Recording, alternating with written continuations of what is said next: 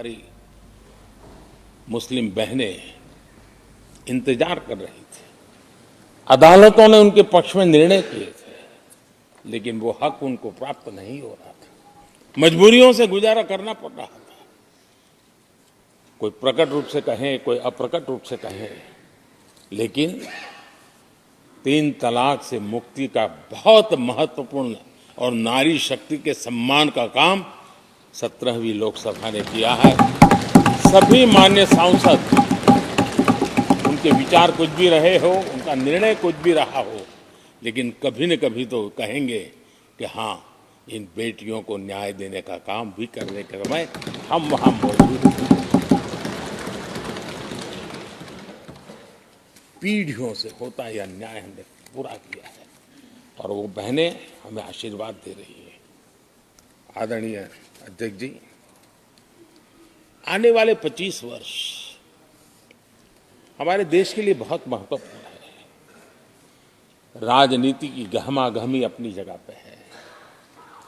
राजनीतिक क्षेत्र के लोगों की अपनी आशा आकांक्षा अपनी जगह पे है, लेकिन देश की अपेक्षा, देश की आकांक्षा, देश का सपना, देश का संकल्प ये बन चुका है। 25 साल वो हैं जो देश इच्छित परिणाम प्राप्त करके रहेगा।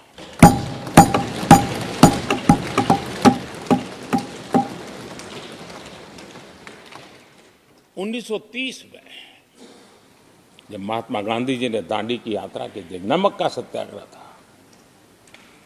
घोषणा होने के पहले लोगों को सामर्थ्य नजर नहीं आया था।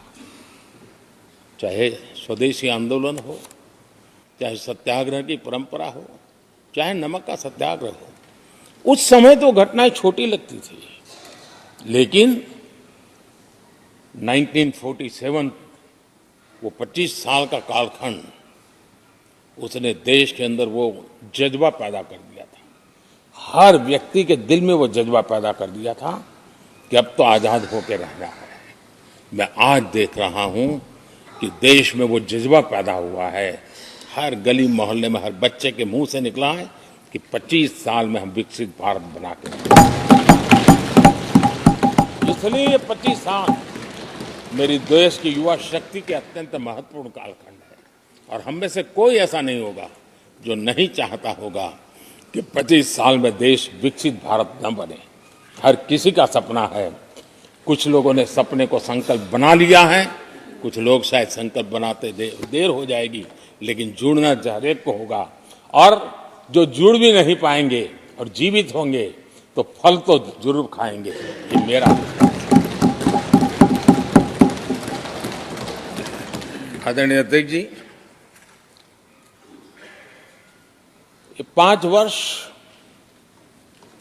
युवाओं के लिए बहुत ही ऐतिहासिक कानून भी बने हैं। व्यवस्था में पारदर्शिता लाकर युवाओं को नए मौके दिए गए हैं। पेपर लीक जैसी समस्या जो हमारे युवाओं को चिंतित करती थी, हमने बहुत ही कठोर कानून बनाया है ताकि उनके मन में जो सवाल या निशान था और उनको व्यवस्था के प्रति उनका गुस्सा था, उसको एड्रेस करने का सभी माननीय सांसदों ने देश के युवाओं के मन के भाव को समझ करके बहुत ही महत्वपूर्ण निर्णय किया है। आदरणीय अध्यक्ष जी, ये बात सही है कि कोई भी मानव जात अनुसंधान के बिना आगे नहीं बढ़ सकती है। उसको नित्य परिवर्तन के लिए अनुसंधान अनिवार्य होते हैं। और मानव जात का लाखों साल का इतिहास गवाह है कि हर काल में अनुसंधान होते रहे, जीवन बढ़ता चला गया है, जीवन का विस्तार होता गया है।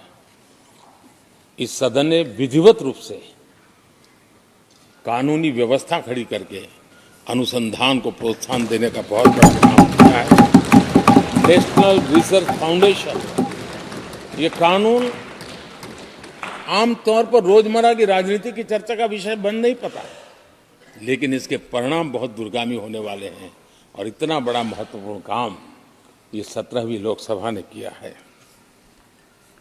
मुझे पक्का विश्वास है देश की युवा शक्ति में इस व्यवस्था के कारण दुनिया का रिसर्च और का एक हब हमारा देश बन सकता है। हमारे देश की युवा के टैलेंट ऐसी है, आज भी दुनिया की बहुत कंपनियां ऐसी हैं जिनके इनोवेशन के काम आज भी भारत में हो रहे हैं, लेकिन एक बहुत बड़ा हब बनेगा, ये मेरा पूरा विश्वास है।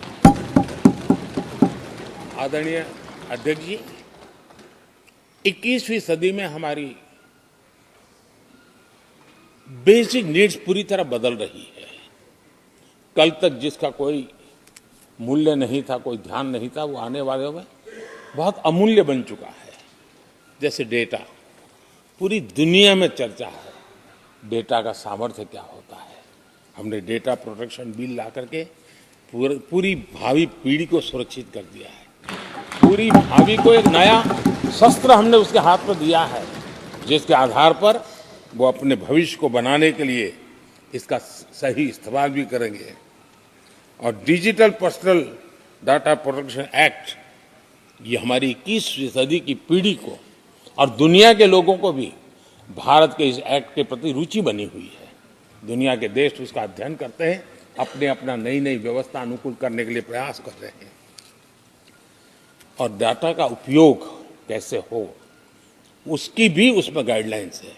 अनेक प्रकार से प्रोटेक्शन का पूरा प्रबंध करते हुए इसका सामर्थ्य कैसे आए, जिस डेटा को लोग गोल्ड माइन कहते हैं, न्यू ऑयल कहते हैं, मैं समझता हूँ वो सामर्थ्य भारत को प्राप्त हो। और भारत इस शक्ति के इसलिए विशेष है क्योंकि विविधताओं से भरा हुआ देश है। हमारे पास जिस प्रकार की जानकारी और हमारे साथ जुड़े हुआ डेटा जो जनरेट होता है, सिर्फ हमारा रेलवे पैसेंजर्स का डेटा कोई देख ले, दुनिया के लिए बहुत बड़ा संशोधन का विषय बन सकता है। उसकी ताकत को हमने पहचान करके इस कानूनी व्यवस्था को दिया है। आदरणीय अध्यक्ष जी, जल थल नभ, इस सदियों से इन क्षेत्रों की चर्चा चली है, लेकिन अब समुद्री शक्ति और स्पेस की शक्ति